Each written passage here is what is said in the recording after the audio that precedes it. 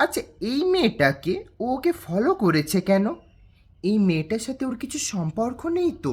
ওই জন্য কি কাল আমার হাতটা ধরলো না? হ্যাঁ, ইভেন কাল তো আমাকে একটা বার বললোও না যে আমাকে কেমন দেখতে লাগছে।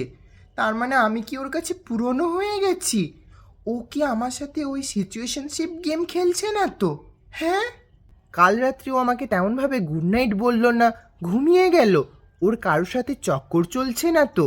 এর মানে ওর আরেকটা ফোন আছে, ওই ফোন থেকে ওর সাথে কথা বলে, চ্যাটিং করে। ও আমার কাছ থেকে তার মানে কত কি লুকিয়েছে। হ্যাঁ, তাহলে আমার কি হবে? ওর মতন ভালো ছেলে তো আমি আর জীবনে পাবো না।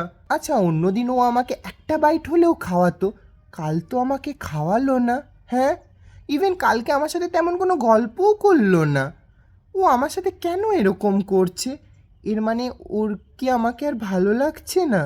আচ্ছা, আমি কি ওকে একবার কল করে দেখব?